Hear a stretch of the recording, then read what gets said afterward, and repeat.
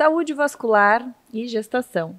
Será que existe uma ligação? Até rimou. Doutora Ana, bem-vinda ao programa, nossa Obrigada. Cirurgia vascular. Então, nos responda, existe uma relação? Existe algo que a gente precisa cuidar, ter mais atenção? O que a gente precisa entender sobre esse assunto? Isso, obrigada, Mari, obrigada pelo convite, Muito obrigada bom por me ter aqui.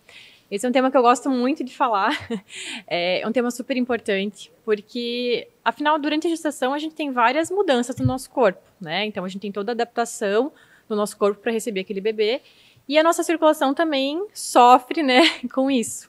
Então, a gente tem aí vários sintomas que podem surgir, e é uma informação super importante, porque eu tenho muitas pacientes, muitas amigas, né, que só quando estão grávidas que começam a ter alguns sintomas, e aí vem as dúvidas, né, o que eu faço, o que eu posso usar, o que eu não posso usar, é normal, né, então é um tema bem rico, um tema muito bom pra gente explorar hoje.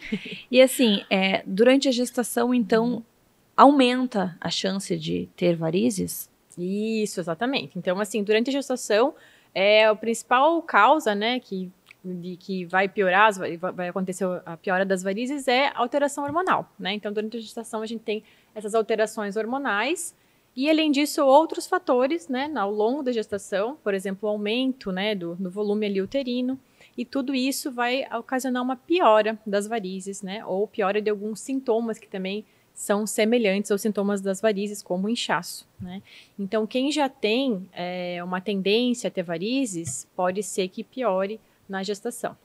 E aí, quando a gente pensa nesse período aí de gestação, a gente sabe que varizes não é algo agradável. Sim. Então, assim, o que as pessoas sentem quando começam a desenvolver? Quais os sintomas que as varizes elas vão dando? Isso, então os principais sintomas, os mais comuns, é aquela sensação de peso na perna, né? Sensação de pernas inchadas, o inchaço, são os principais sintomas. O aparecimento também, né? Aquela veia mais saliente, os vasinhos, né? A gente chama de varicoses, as telangiectasias, eles também podem surgir aí durante a gestação. São os principais sintomas que a gente tem.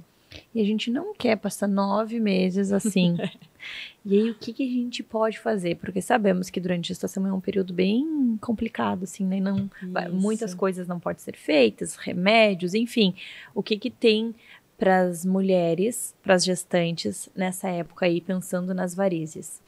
Então, o tratamento, Mari, ele vai começar muito antes até, né? Então, antes da paciente ter o desejo da gestação, que é o básico, né? Que é a gente construir hábitos de vida saudáveis, né? Então, tá dentro do peso, né? Praticar atividade física, tudo isso de uma maneira geral, né? Não só para as gestantes, né? Ou tentantes, tudo isso vai conseguir controlar melhor os sintomas das varizes e até, às vezes, diminuir a progressão da doença, né? Então, começa por aí. Aí, ao longo da gestação, né, se a mulher começar a ter alguns sintomas, inchaço nas pernas, cansaço nas pernas, nós temos sim algumas medidas que, né, podemos realizar. A principal delas, que é muito conhecida, mas gera muitas dúvidas, né, é o uso das meias elásticas, das meias compressivas, né? Então, a gente tem alguns tipos de meias e durante a gestação a gente tem muita dúvida, né, qual usar. Normalmente até o próprio obstetra faz essa prescrição, né, mas mesmo assim surgem muitas dúvidas.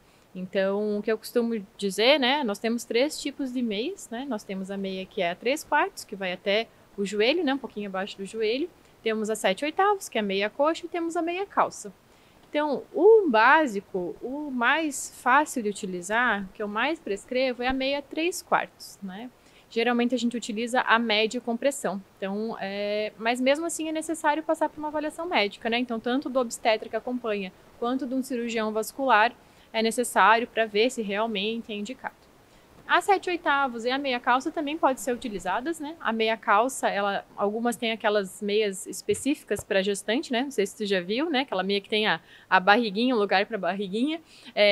Ela pode ser utilizada também. Tem mulheres que sentem um conforto ali, né? No final da gestação, de ter aquela pressão ali segurando. Então, também pode estar sendo utilizada. Mas, normalmente, é 3/4 já é suficiente para ter essa prevenção ou até o alívio já dos sintomas. E quando a gente pensa aí em algum tipo de tratamento, acontece durante a gestação ou a gente espera o nascimento do bebê para fazer no pós-parto?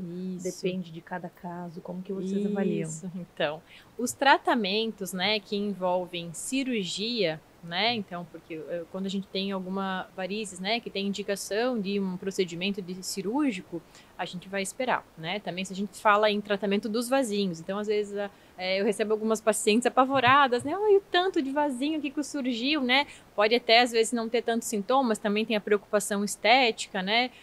Mas a gente espera. Então, nenhum tratamento, seja até hoje em dia os tratamentos eles são bem pouco invasivos, né? Quando a gente fala do tratamento de varizes e dos vasinhos, a gente tem o laser endovenoso para, né, tratar a safena, tratar varizes mais grossas, tem o laser transdérmico para tratar os vasinhos fininhos, né, as varicoses. São tratamentos pouco invasivos, né? Muitas vezes a paciente nem fica internada, a gente faz até ambulatorial, mas mesmo assim a gente não realiza nenhum tratamento durante a gestação, porque a gente tem essas alterações hormonais, a gente tem um risco maior de trombose, né? Os medicamentos, né, enfim, que são utilizados tem que tomar cuidado, então a gente não realiza nenhum tratamento durante a gestação. O tratamento é o tratamento conservador, né, que é utilizar a meia elástica. Temos então a possibilidade também da drenagem linfática, então é super interessante fazer uma drenagem já durante a gestação para ir prevenindo ou atenuando os sintomas. Além disso também tem algumas abordagens, né, que podem ser feitas por fisioterapeuta, como o linfotaping, tudo isso vai aliviando os sintomas, né, durante a gestação. Medicamentos, existem alguns medicamentos, né, que eu digo que eles ajudam a dar uma forcinha ali para a parede da veia, ajudam a melhorar esse retorno venoso, controlar os sintomas.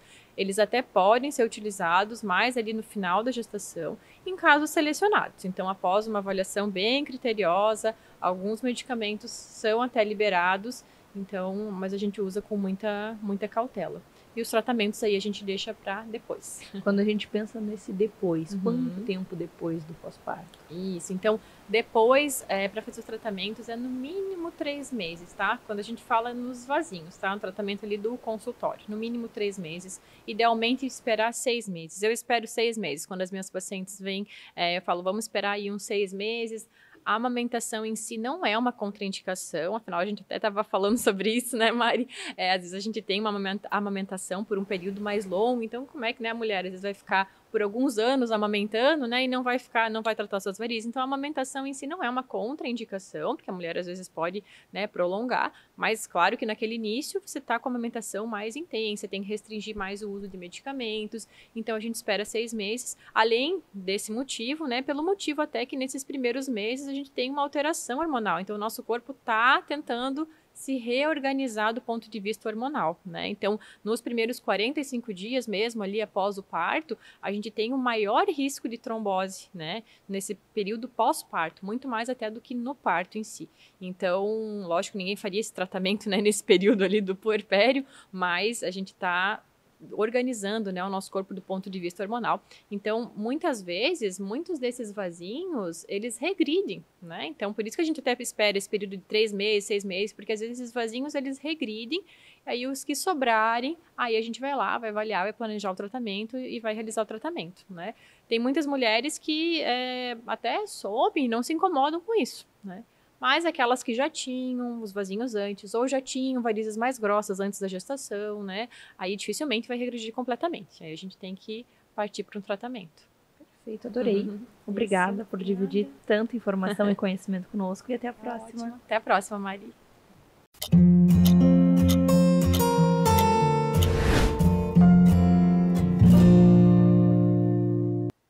Pós-parto e medicina integrativa.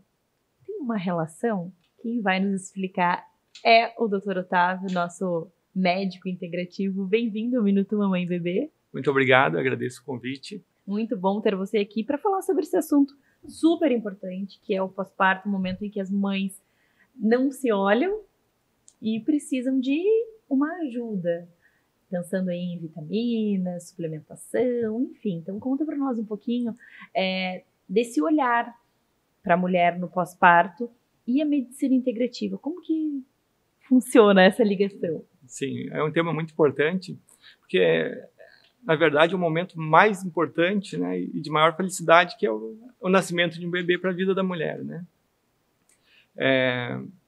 nesse propósito, a gente traz uma visão integrativa para mostrar que a gente pode fazer uma suplementação, um aspecto muito importante da vida da mulher, se não o mais importante, que é o nascimento de um bebê, de maior alegria, sem dúvidas, mas que tem também um outro lado, né, que é o desgaste físico e emocional. Nesse momento, é importante a gente integrar vários nutracêuticos, modulação hormonal, integrar uma dieta e exercícios é fundamental na vida. A gente pensa também aí na parte amamentação. Já começa o que a gente está passando para esse bebê nesse período, né? Então, assim, quando a gente tem uma boa suplementação, a gente também está passando para a criança através do leite materno. Com certeza. É uma exigência muito importante da saúde da mulher, né? Então, tem alguns suplementos que são fundamentais, né? Que daí entramos no campo da suplementação, né? E também é importante a dieta, né? Então, nesse campo da suplementação, é importante uma dieta adequada para a mulher, né? Porque a maioria dos nutrientes vem da nossa dieta, né? Tem nutrientes que são fundamentais para o desenvolvimento tanto da mulher, né? Melhora da saúde da mulher, como para o desenvolvimento desse novo bebê. Aí entra o ômega 3, principalmente o DHA, que é o ácido graxo docosahexaenoico, que ele participa tanto da regulação inflamatória nesse momento da mulher, como ajuda no desenvolvimento neurológico infantil, além de prevenir transtornos de ansiedade na criança, como transtorno do espectro autista e o próprio TDAH, que é da ansiedade. Quando a gente pensa aí nessa suplementação no pós-parto, a gente encontra com vocês lá na clínica protocolos prontos, individuais. Como que é feita essa abordagem com essa mulher? Ela vai até vocês e ela vai passar por uma anamnese, exames de sangue. Como que vocês montam esse protocolo para cada paciente? Então, com certeza. Cada ser é único lá na clínica, né? A gente avalia uma bateria de exames para ver como é que está a saúde de minerais, de hormônios e de vitaminas, e assim oferecer uma melhor suplementação. Um outro elemento fundamental é a modulação hormonal, tá? Porque a mulher, durante a gestação, ela produz muita progesterona. A progesterona é um hormônio que dá um bem-estar, dá uma sensação de relaxamento para a mulher e faz que a passagem da gestação, que é o desconforto da barriga, daquelas alterações todas que ocorrem, da postural, seja passado com tranquilidade e lembrado como um dos melhores momentos da vida da mulher. Que muitas vezes isso não acontece, infelizmente. A gente fica com muita preocupação, sem dormir, perdendo cabelo, mudanças no corpo, e um momento que era para ser um dos melhores da vida acaba sendo turbulento, sem rede de apoio. Então, a gente saber que tem, sim, profissionais com essa visão para essa fase, dá uma segurança para nós, porque nós merecemos esse cuidado, né? A gente está gerando uma vida, então a gente precisa realmente de profissionais que olhem para nós e que saibam das nossas necessidades, não só, como a gente falou ali, mentais, psicológicas, mas também nutricionais, porque uma coisa está interligada à outra, não está? Com certeza. Ainda mais na medicina integrativa. Isso aí. A gente procura sempre, baseado nesse conceito de modulação de minerais, vitaminas e hormônios, né? Prover uma melhor saúde ótima tanto para a mãe e, consequentemente, o bebê. Quando a gente tem esse apoio e a gente tem essa nutrição, porque muitas pessoas não sabem a alimentação adequada, o que comer, e aí vem aquela culpa, todos aqueles sentimentos. Então, assim, a gente precisa realmente de um olhar profissional para nos guiar nesse caminho, nesse período, né, doutor? Com certeza. E é importante também ter a saúde mental, como tu bem disse, né? Uma porcariazinha ali, como se diz, né? Um docinho, uma vez que outra não vai fazer diferença na nossa vida, né? Mas é importante que a maioria do tempo, né, a gente concentre numa alimentação densa em nutrientes. Muito obrigada por dividir tanto conhecimento, tanto conteúdo conosco.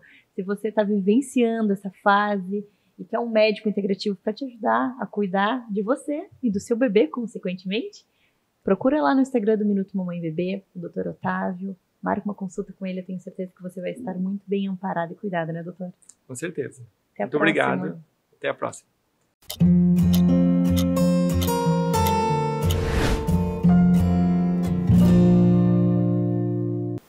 Vou conversar com a Elo, a nossa pedagoga, sobre o método Criança Guia. Elo, que método é esse? Conta pra nós. É um método que, assim, foi conquistado, criado, pensado com muito tempo. E, na verdade, assim, foi toda a prática que eu fui desenvolvendo, Mari, ao longo do tempo, né, de não só pedagoga de sala de aula, mas também com os atendimentos individuais. E eu fui vendo que tinha muita coisa do método montessoriano, né, que poderia ser aplicado para o espaço individual, para o atendimento individual.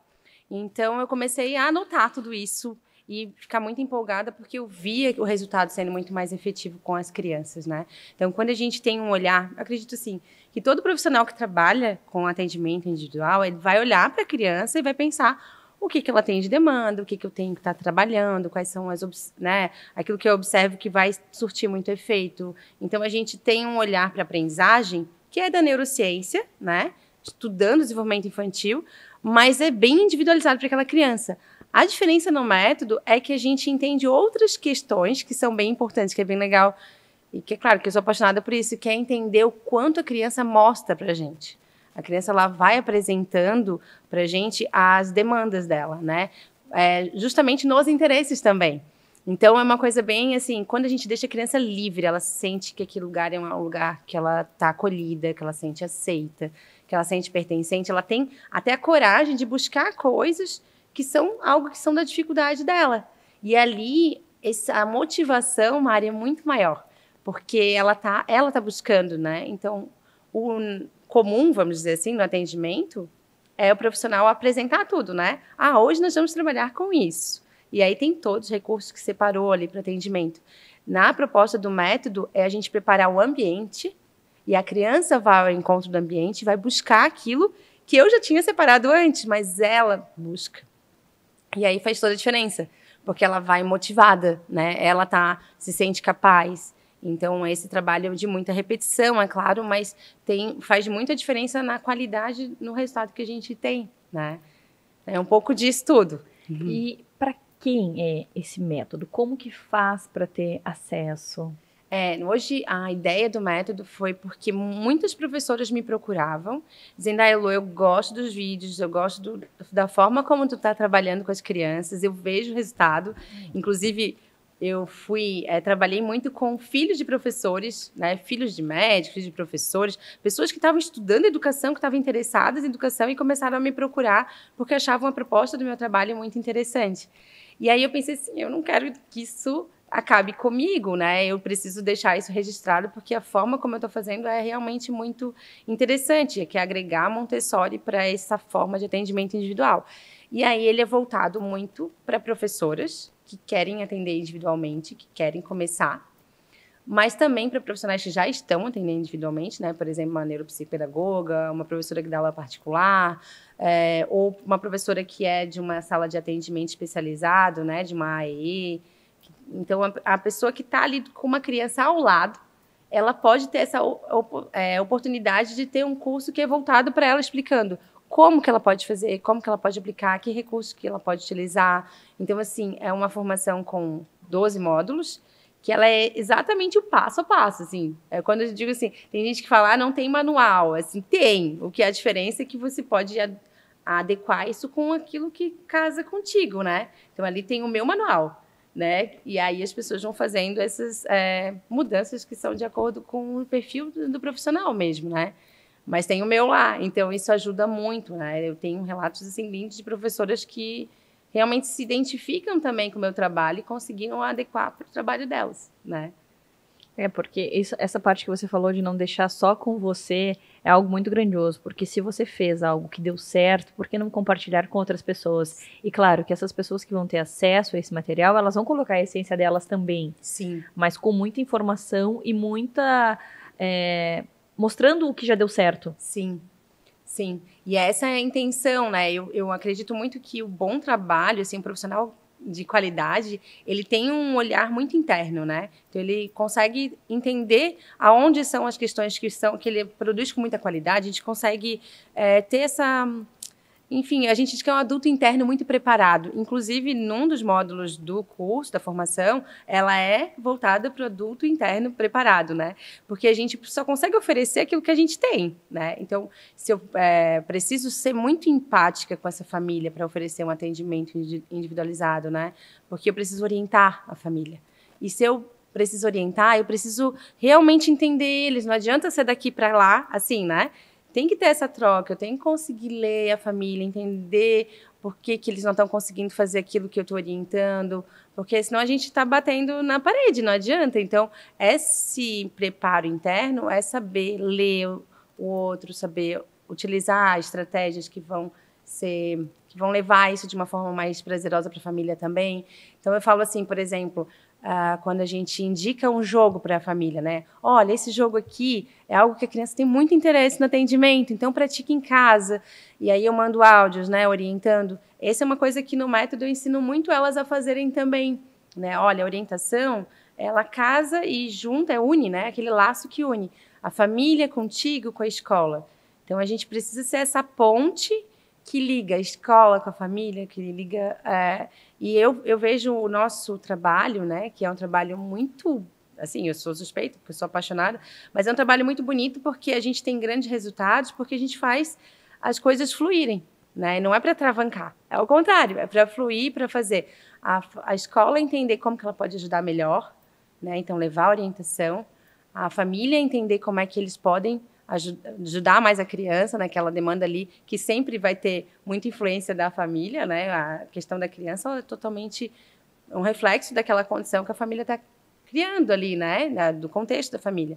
Então, tudo isso é a gente que está fazendo fluir, né? Então, precisa muito desse trabalho interno e aí a pessoa precisa se descobrir também como profissional educador, né? E olhar isso com bons olhos, né? E eu acho que eu sou apaixonada pela ideia assim de ser esse lado bom da educação, né? Que a educação muitas vezes é vista com um olhar tão pesado, né? De é difícil, é pesado. E tem profissionais incríveis que conseguem transformar e a gente tem que focar nesse lado maravilhoso que é a educação, né? Eu acredito que é um divisor de águas, Elô, na carreira de alguém, assim, ter um método de sucesso. A gente sempre fala, eu lembro que quando eu escolhi o jornalismo, meu pai dizia assim, poxa, mas tem tantos jornalistas, e eu sempre disse para ele que eu não ia ser mais uma. Uhum. Então, em toda profissão, a gente pode buscar fazer o diferente. Sim. Uhum. E ser excelente naquilo que a gente faz. Sim, sim, não tenho dúvida disso. Meu pai também falava isso para mim, Mari. Ele sempre falava isso, né? A preocupação de ser mais uma, né? Para que a gente se descubra, eu entendo isso, né? Para que a gente se descubra e possa se colocar ali, né? Fazer algo que tenha a tua cara também. Então, eu acho muito importante quando... a ideia toda de método, né? O MAP é modelo de atendimento pedagógico. Então, é um modelo. Quando eu falo de modelo, dá esse medo de ser uma coisa engessada, né? De ser uma coisa pronta. Mas é uma ideia, né? É uma ideia. E eu acho, de verdade, que a gente precisa de modelos, né, principalmente na educação, para colocar nossa cara, nosso jeito, mas aquilo é o nosso norte, né?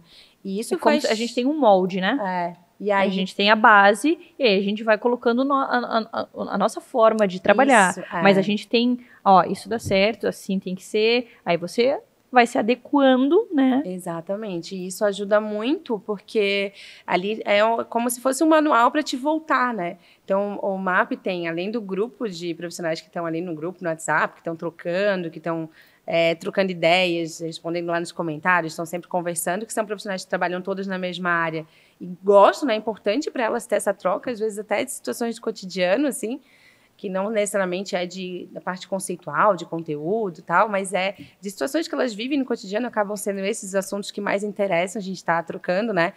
Como é que funcionam as tuas férias? Como é que funciona a forma de pagamento? Então, são coisas do dia a dia que é bom ter esse grupo ali, né? Que se ajuda. E eu chamo que são as maravilhosas, porque elas são mesmo, né? A gente está o tempo todo em contato. E, ao mesmo tempo, tem esse monte de informações ali que são práticas, né? Então, não é informação teórica, é a prática. O tempo todo, assim, é uma aula que tem mais conceito para entender o que eu estou falando ali, de onde vem, até para mostrar que não vem da minha cabeça, assim, né? Porque tudo isso foram estudos que foi agregando, assim, tal educador fala isso tem a ver, olha só, ele está trazendo, aquele neurocientista está falando isso, eu estou trazendo. Então, tem a parte mais de trazer essa parte conceitual, para deixar consistente mesmo, e aí depois vem a aula prática. E a aula prática é eu na mesa mostrando, eu faço assim com a criança. É assim que eu faço. Então, muitas pessoas que são da psicopedagogia falam para mim, eu queria ter conhecido antes. Porque ali eu tenho exatamente como tu faz e é muito legal, porque abre, e todas falando de divisor de águas, eu já estava fazendo de um jeito insegura. Agora eu estou mais segura, porque agora eu estou vendo como é que tu faz também, e aí eu estou aplicando, eu estou vendo diferença. E isso é muito legal, assim, para mim é super... É uma motivação ver que isso vai além, né? Que não fica aqui, né? Então, é bem bacana mesmo. Eu sou muito satisfeita com esse trabalho, assim, tem mexido comigo. Que legal, Elo. Obrigada por nos apresentar, por dividir um pouquinho. Sim. Eu agradeço muito a presença aqui, Mari. Até a próxima. Até mais.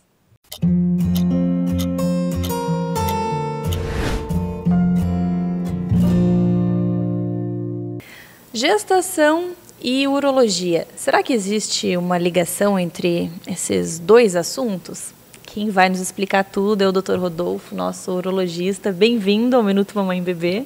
Boa tarde, Mariana. Boa tarde a todos aí, nossos telespectadores, né? Hoje a gente vai fugir um pouquinho daquele lugar comum da urologia, né? Que, o urologista é o médico do homem. Não, o urologista é médico. E tem homens que precisam procurar urologista, tem mulheres que precisam procurar urologista, tem crianças que precisam procurar urologistas. Então a gente vai fugir um pouquinho da saúde do homem e focar um pouquinho hoje na saúde da mulher. Realmente a gente associa direto urologista, o homem. E quando a gente pensa na gestação, um médico urologista, o que acontece aí durante esse período que as mulheres, em alguns momentos, precisam da ajuda de um urologista? O que a gente precisa entender é que durante a gestação a mulher passa por uma mudança muito grande, uma mudança fisiológica muito grande relacionada aos hormônios da gestação, né?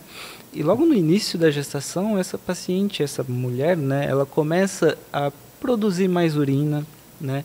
Ela, consequentemente, ela vai ter uma urgência, uma vontade de urinar já logo no primeiro trimestre. A mulher ela já sente essa vontade de urinar mais frequente, né? E conforme o útero vai crescendo, né, que a criança ela vai se desenvolvendo, essas mudanças vão ficando cada vez mais evidentes, né? Consequentemente, a mulher ela vai acordar várias vezes à noite para urinar, né? A bexiga vai ficando cada vez menorzinha ali, comprimida pelo útero, tendo menos espaço para segurar a urina, e ela, consequentemente, vai urinar cada vez mais. O principal vilão, digamos assim, da saúde urológica da mulher na gestação seriam as infecções urinárias, que se tornam cada vez mais frequentes. Alguns estudos mostram que até 15% das mulheres durante a gestação vão ter algum tipo de infecção urinária. E é importante essa mulher fazer o pré-natal, né, acompanhar com o seu ginecologista, fazer exames de rotina, exames de urina, porque a infecção urinária durante a gestação ela pode levar a alguns problemas, como o trabalho de parto prematuro, ou até mesmo uma criança, né, o neném nascer ali com alguma sepse de foco urinário, alguma coisa relacionada a isso, né? Eu acho que esse seria o principal enfoque quando a gente fala durante a gestação, né? Acho que acaba sendo um tema um pouquinho mais realmente cuidado pela ginecologista durante ali o pré-natal, mas a gestação em si ela pode levar a algumas consequências pós-gestação nessa mulher, né? E aí realmente ela pode começar a ter alguns problemas mais urológicos mesmos mais para frente, né? Claro, porque durante a gestação, aqueles 9 meses, toda aquela transformação no corpo, e a gente sabe que muda realmente toda a estrutura. Então, após a gestação ainda tem todos os órgãos ali, né? E o que vem, assim, que você vê de alterações e de mudanças e de necessidade de realmente consultar com o urologista, não agora na gestação, mas no pós-parto, naquele pós-parto de 2 anos depois e por aí vai. O que a gente precisa entender é o seguinte, né? Durante a gestação ela vai ter diversas alterações que são fisiológicas, que nem eu falei, essa vontade de urinar toda hora, às vezes até algum grau de incontinência urinária que pode surgir durante a gestação. Isso tende a melhorar depois que a gestação se resolve, né? Mas a principal queixa, eu acho, assim, no consultório urológico, tirando infecções urinárias, que realmente são as queixas principais, né? Seria a incontinência urinária, né? E a gente vê que a incontinência urinária, a gente tem dois tipos básicos, assim, né? Que seria aquela incontinência em que a mulher, ela sente vontade de urinar, uma vontade muito intensa. Muitas vezes ela nem está com a bexiga cheia, mas ela sente essa vontade e muitas vezes ela não consegue chegar ao banheiro, acaba esvaziando a bexiga. Isso é o que a gente chama de incontinência por urgência. E existe um outro tipo de incontinência que é a incontinência por esforço. Ou seja, ela faz algum esforço, na academia, levanta um peso, acaba perdendo um jatinho de urina. Ela tosse, espirra, acaba perdendo um jatinho de urina. A gente precisa deixar claro que perder xixi não é normal, nenhuma quantidade. De novo, aqui a gente já está falando fora da gestação. Na gestação a gente ainda tolera, né? Isso aí realmente pode acontecer.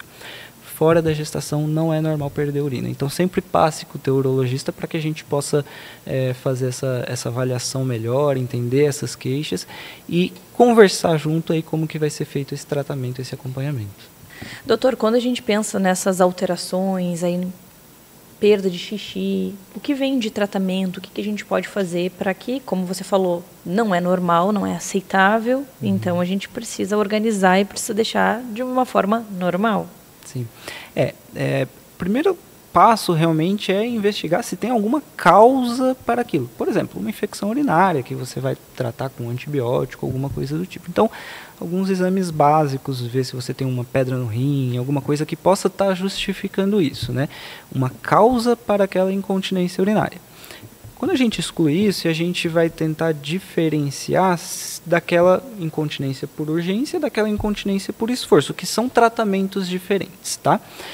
Primeiro, a primeira linha de tratamento seria fisioterapia, tá? Mas muitas mulheres, quando ouvem o médico falar, você precisa passar com um fisioterapeuta, tá? Falam assim, doutor, mas eu já fiz aqueles exercíciozinhos de contrair, não sei o quê. Não, não é assim. Realmente você precisa passar com um profissional que esteja capacitado e habilitado a fazer fisioterapia. Existe a fisioterapia para incontinência de urgência e existe a fisioterapia para incontinência de esforço.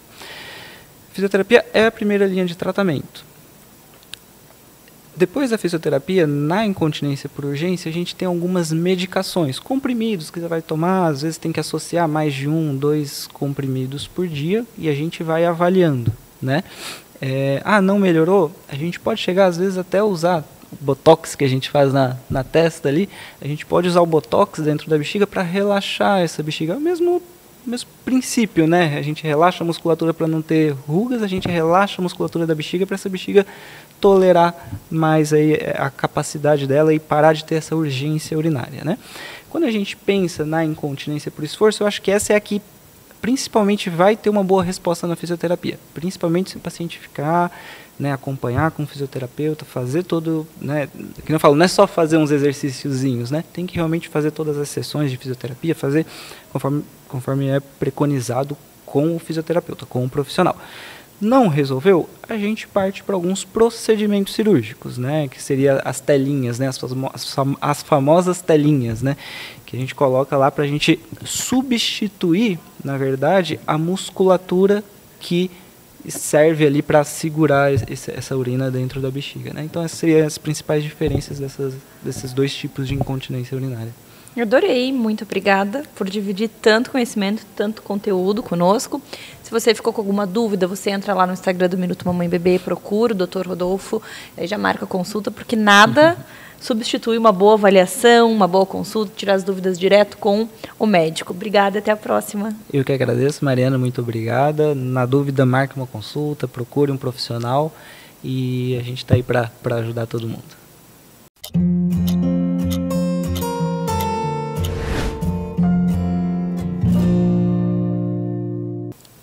Vamos falar sobre trombose e varizes na gestação com uma especialista no assunto, a doutora Carol. Bem-vinda ao Minuto Mamãe Bebê. Oi, Mariana, tudo bem? Tudo obrigada. Ótimo. Então, assim, o que a gente precisa entender sobre esse assunto? Varizes, tromboses, gestação. Tem uma ligação? As gestantes, ela tem mais chances de desenvolver? Como que funciona? Como é que é essa ligação? Sim, então, as gestantes, elas têm mais risco de ter trombose e varizes durante a gestação. E são dois problemas que têm bastante frequência durante a gravidez, né? Então, um pouco para a gente saber um pouco sobre trombose na gravidez, que é algo que muitas pessoas ficam bastante apreensivas, né? Nossa, trombose é algo grave, e é algo grave, não é algo simples, né? Então, a gravidez, ela aumenta o risco em até 4 vezes a mais, né, de ter trombose durante a gravidez. Além disso, quando a gente está no pós-parto, a gente também tem um risco maior de até 15 vezes de ter uma trombose, porque o nosso corpo, ele tem várias transformações para nos preparar para o parto, né? E uma dessas transformações é aumentar a coagulação do sangue para que não tenha hemorragias ali durante o parto. Esse aumento da coagulação do sangue predispõe ao maior risco de ter trombose durante tanto a gestação quanto no pós-parto. Por isso esse assunto é muito importante da gente ficar atenta, né, aos sinais e aos sintomas de trombose. E tem alguma coisa que a gente possa fazer para prevenir durante a gestação? Sim, então, é muito importante a gente fazer alguns exercícios, né? Então, durante a gestação, caso seja possível, fazer exercícios leves, movimentar, né? Não ficar muito em uma determinada posição, seja só sentada, seja em pé. Por quê? Porque o sangue parado, ele coagula e predispõe à formação de trombose. Além disso, também é importante a gente ter um cuidado com o excesso de peso durante a gestação, né, que isso dificulta também a mobilidade. E, além disso, o uso de meia elástica, né, também é muito importante para melhorar os sintomas, né, tanto do edema, o inchaço nas pernas, que ocorrem por conta da gestação, quanto para prevenir do sangue ficar parado na perna. Então, é importante passar com o médico, ver quais os sinais e sintomas que você tem, para prescrever a meia certinho. E a drenagem, ela é indicada nesse período? A drenagem, ela pode ser feita sim, mas não para pacientes que estão com trombose nesse período, né? Então, a gestação, ela dificulta o retorno venoso, né? Então, o corpo da mulher, ele sofre também outras transformações que dificultam esse retorno venoso. As nossas veias da perna, elas devolvem o sangue para o coração. Quando ele tem essa dificuldade de voltar para o coração, ele acumula ali na perna, dá inchaço e dá as varizes, né? Então, quando a mulher está gestante, aumenta o sangue, o volume de sangue circulante. Isso sobrecarrega as nossas veias, porque aumenta o sangue, porque a gente precisa nutrir o bebê, né? Além disso, os hormônios femininos, os hormônios da gestação, eles afrouxam a veia e também predispõem à formação de varizes. E, além disso, o bebê, né, o peso do bebê na pelve comprime as veias e dificulta esse retorno venoso. Então, a gente tem vários mecanismos que predispõem à formação de varizes. E aí, nesse caso, aumenta inchaço, aumenta a dor, aumenta varizes. Então, a drenagem pode ser feita, sim, para melhorar esses sintomas, não é contraindicado, tá? E a mulher está ali com varizes, ou às vezes com trombose, o que ela faz durante a gestação? Porque a gente sabe que tem muitos procedimentos, medicamentos que não pode ser feito durante a gestação. E o que pode ser feito para amenizar essa dor, esse desconforto? Quais são os sintomas também? Aquece? Como que a mulher sente, né? Tá. Então, vamos lá. Primeiro, a gente... Trombose, né? Nossa caixinha de trombose. Trombose, o que a mulher vai sentir? Ela vai sentir dor muito forte na perna. A batata da perna fica endurecida, vermelha. Comparando as duas pernas, uma fica muito inchada e a outra menor. Então, se tiver algum desses sintomas, dor, inchaço, dificuldade para andar, é importante procurar um médico. Por quê? É preciso fazer um ultrassom para ver se tem trombose ou não e fazer o tratamento, porque o maior risco da trombose é esse coágulo, esse trombo, ele soltar da perna e ir para o pulmão, que é o que a gente chama de embolia pulmonar, que já é um caso muito mais grave. Tá? Nesses casos de trombose, isso é uma urgência médica, né? Então, é importante procurar o médico para fazer o diagnóstico correto. E o tratamento da trombose é com anticoagulantes, são medicações que afinam o sangue na tentativa de dissolver esse trombo e evitar que aumente esse trombo no corpo da mulher. E agora, em relação às varizes elas vão dar uma sensação de peso na perna, um inchaço, um cansaço, às vezes tem formigamento, tem cãibras muito fortes. Então, durante a gestação, não é indicado nenhum tratamento invasivo para as varizes, não é indicado fazer cirurgia, não é indicado fazer laser, tratamentos estéticos, mas é indicado fazer medidas comportamentais, que seriam o quê? Elevar as pernas, não ficar muito tempo sentada, nem muito tempo em pé, fazer exercícios físicos para fortalecer a panturrilha, que é o nosso coração da perna, então ele ajuda a bombear esse sangue, e o uso de meia de compressão, conforme indicado pelo médico. São medidas que ajudam a aliviar esses sintomas. É muita informação importante, porque às vezes a gente acha, é normal, mas olha o quanto isso pode agravar. Sim. E trazer problemas sérios num período que é um período tão bonito, que tem que ser tão maravilhoso, e a gente, sem ter essas informações, pode estar enfrentando aí um problema gravíssimo, né? Sim, e é importante você saber diferenciar e saber quando suspeitar, para procurar um médico, ter o diagnóstico correto, o tratamento correto, para que seja tudo feito conforme, com muita segurança, tanto para você quanto para o bebê. Olha só que interessante. E aí, quando a gente pensa aí no pós-parto, pode entrar depois com algum tipo de tratamento. Isso. No pós-parto, em relação às varizes, geralmente a gente aguarda um período. Por quê? Se essas varizes foram causadas unicamente pela gestação, a maioria dessas varizes volta ao normal no período de 6 meses. Caso essa mulher já tenha varizes na perna ou ela já tinha veias insuficientes, às vezes isso pode permanecer depois da gestação. Então, a gente aguarda aproximadamente 6 meses do pós-parto para poder avaliar e indicar algum tratamento, principalmente que é um período de recuperação do corpo da mulher. Então, volta aquele equilíbrio novamente e a gente consegue ver.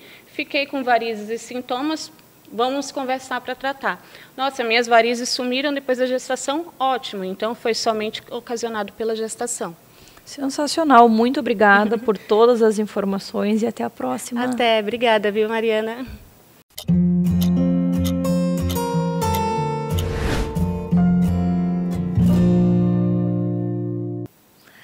Vamos falar sobre um assunto que eu amo, que é longevidade, pensando aí nas nossas crianças. Com a nossa pediatra, a doutora Andressa, bem-vinda novamente. Muito obrigada. Quando a gente pensa aí nesse assunto, tem muita coisa para abordar, é um assunto infinito. E o que a gente pode falar sobre a longevidade, pensando nas crianças, o que é inegociável, o que a gente não pode deixar de lado, para a gente pensar aí nessa saúde a longo prazo? Então, hoje eu vim falar sobre qual é o primeiro e o principal passo, né, que os papais e mamães devem dar para a gente poder ensinar nossas crianças a viverem muito e com qualidade de vida, que é o exemplo. Não tem para onde correr. Aí eu já fugi um pouco, aí eu falhei. Nessa tu me pegou. Nós temos muitas falhas nesse processo, mas a gente precisa entender a importância dele acontecer. Porque a gente sabe, por diversos estudos e trabalhos, principalmente na área de psicologia e neurologia, que nós, seres humanos, não só as crianças, né, mas principalmente elas, a gente aprende muito mais pelo que ver as pessoas fazerem do que por aquilo que lhe é dito. Então, não tem jeito, não tem como sair correndo, a gente vai ter que ensinar pelo exemplo.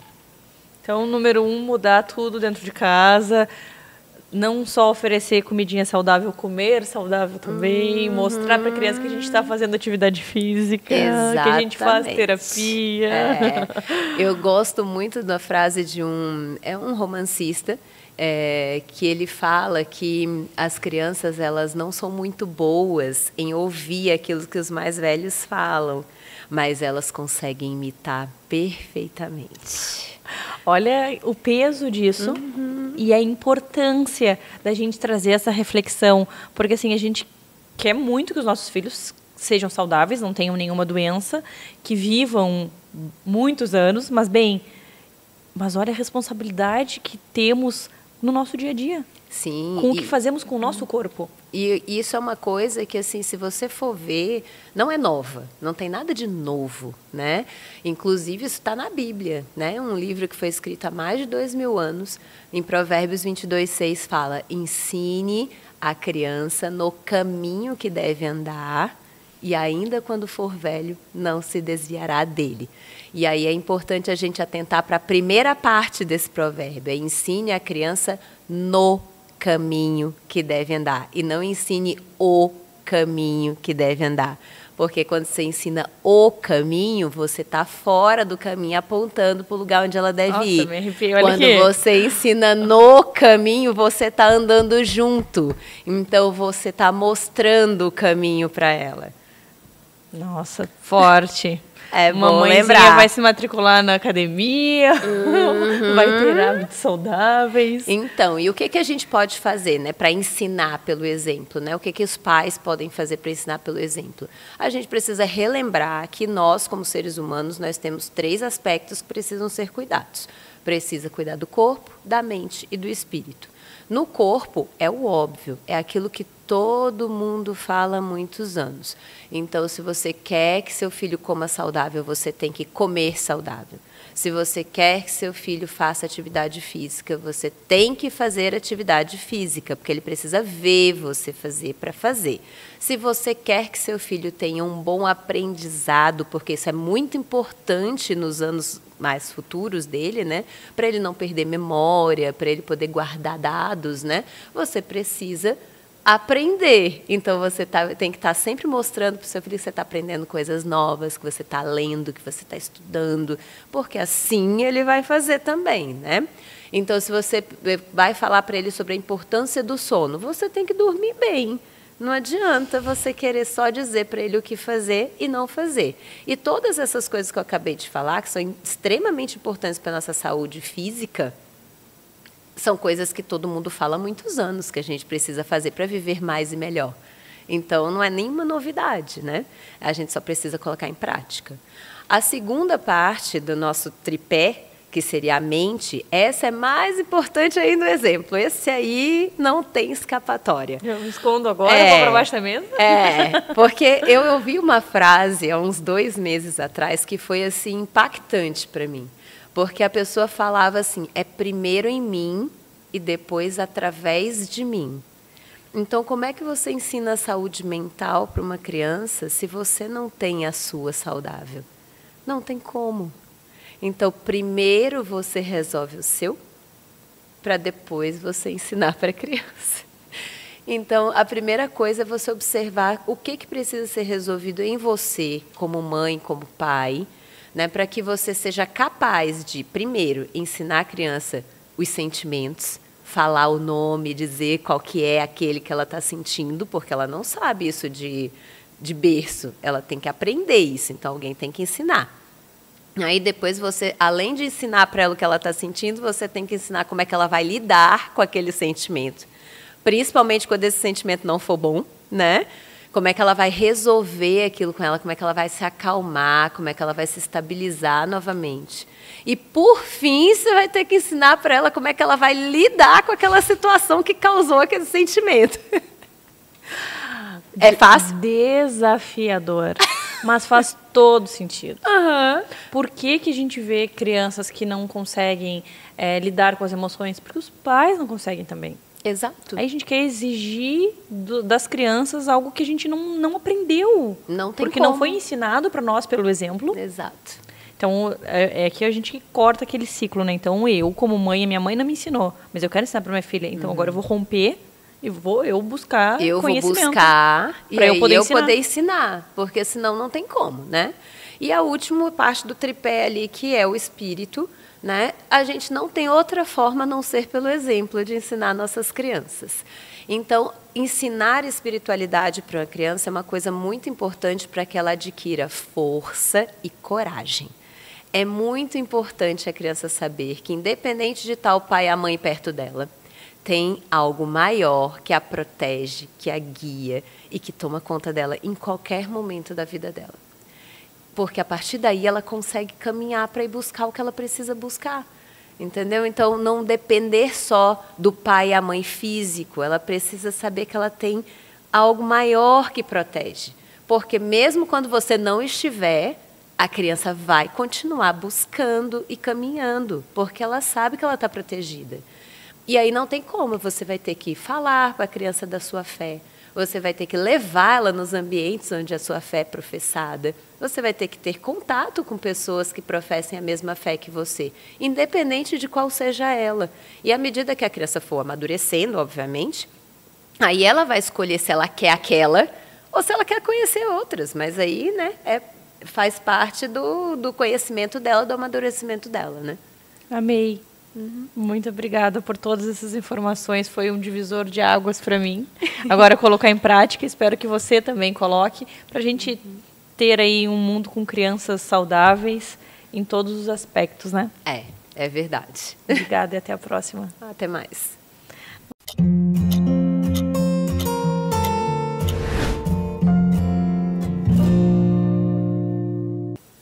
Com certeza você já ouviu falar em LPF.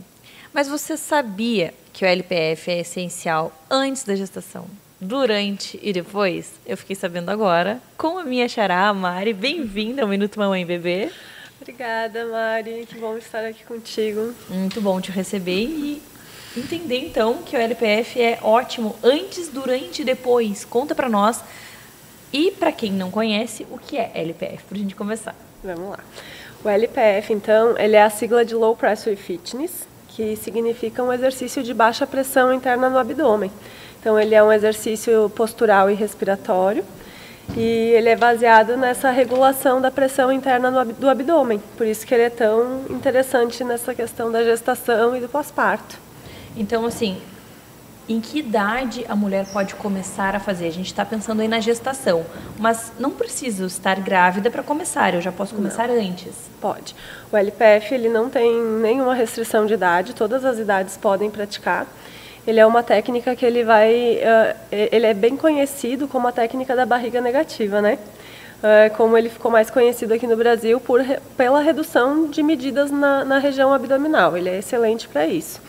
Mas vai muito além, né, da questão da estética. Ele é uma técnica que ele devolve muita função no nosso corpo, então ele vai reorganizar postura, ele vai trabalhar essa parte respiratória, ele vai devolver a função para os teus órgãos, então ele melhora o funcionamento do intestino. O vácuo abdominal ele vai ajudar nessa reorganização dos órgãos, né? Então, ele devolve muita função. Se eu tivesse que descrever o LPF com uma frase, seria bem a frase como devolver função mesmo para o nosso corpo, sabe?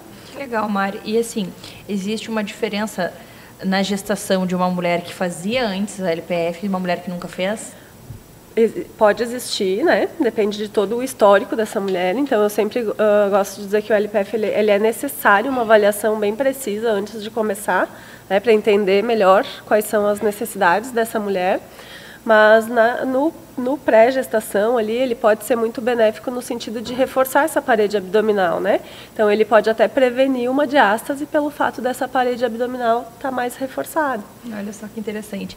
E aí, durante a gestação, pode fazer descobrir que estou grávida, primeiro semestre, trimestre, pode. Até os 9 meses? Pode fazer. É sempre importante a recomendação médica, né? O médico precisa autorizar a prática, né? Como qualquer outra atividade, é importante essa liberação médica, mas ele pode ser feito durante toda a gestação, sim, com alguns cuidados, né? Então, a gente vai observar o quê? Quando a minha aluna chega para mim e ela diz, Mari, estou grávida. Eu vou sempre, primeiro de tudo, parar de fazer vácuo. Então, a gente continua fazendo toda a técnica postural, toda a técnica respiratória, mas a gente não faz mais o vácuo abdominal. Então, ela pode praticar todo o resto, menos o vácuo até ganhar o bebê, né? E aí, ganhou o bebê, quanto tempo depois ela pode voltar? Como que funciona? Isso. Ganhou o bebê, depende, né, de como foi esse parto. Então, um parto normal, assim que o médico liberar, já pode retornar. A cesárea, ela tem alguns cuidados um pouquinho maiores, né, pelo fato da cicatriz. Então, essa cicatriz, ela precisa já estar bem pronta, né, para uma técnica de stretching da face, que a gente vai trabalhar com um alongamento.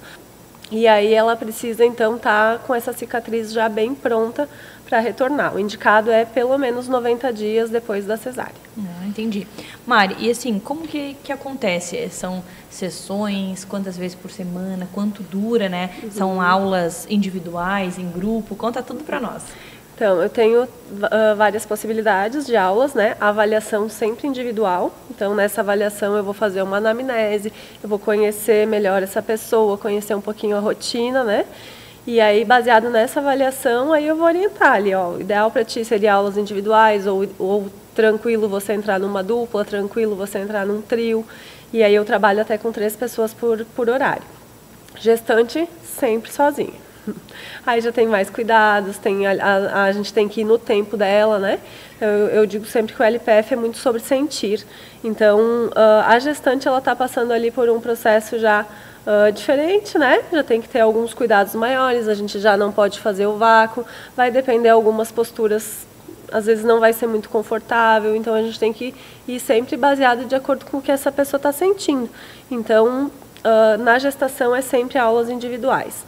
Pós-parto e sem estar gestante, é dupla, é trio, atendo até 3 alunos por horário. Você fala aí no vácuo, explica para nós o que é o vácuo, quais os benefícios, como que ele é feito, conta para nós. Muito bem, o vácuo, a gente vai fazer uma sucção do abdômen para dentro, né? Então, a gente tem toda uma preparação para chegar no vácuo, então não é só sugar o abdômen. No LPF são várias pautas, né? A gente tem as pautas posturais, as pautas respiratórias e também o vácuo. O vácuo, ele vai potencializar todas as outras pautas. Então, não é o vácuo que ele vai fazer o efeito da técnica, né? O vácuo, ele é algo que vai potencializar. Então, às vezes, quando a gente precisa de alguma liberação facial ali mais voltada para a víscera, né? Mais visceral, o vácuo, ele vai ajudar mais. Tem alguns objetivos, assim, que o vácuo, ele não é tão importante. O mais importante vai ser a reeducação postural mesmo. Mari, adorei.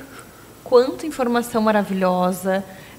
Entender isso foi um divisor de águas que a gestante pode fazer. Eu não imaginava que a gestante poderia fazer. O quanto a gente evita de complicações se a gestante faz. Na gestação é muito interessante porque o principal benefício dele ali vai ser esse reforço da parede abdominal mesmo, né?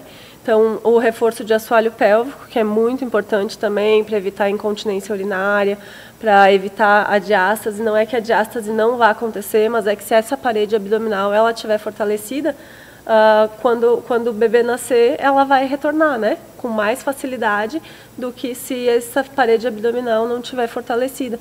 Então, durante a gestação é incrível os benefícios, assim. Adorei. Aí só não pode fazer o vácuo, né? Sim, perfeito. Obrigada por dividir tanta informação conosco. Se você gostou, se você está interessada, entra no Instagram do Minuto Homem Bebê, procura lá a Mari, já fala direto com ela, já agenda o seu horário, tenho certeza que vai ser maravilhoso. Eu também já quero agendar o meu, já quero fazer, a gente saber, né, dos benefícios, da vontade de fazer.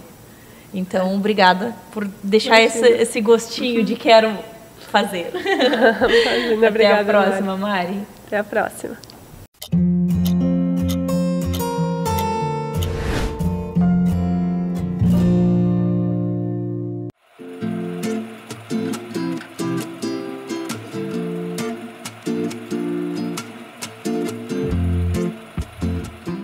Você está procurando um estúdio para gravar o seu podcast com qualidade profissional?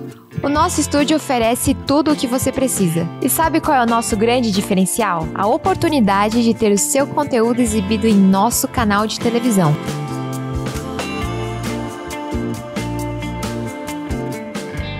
Amplie seu alcance e faça sua voz ser ouvida por milhares de espectadores.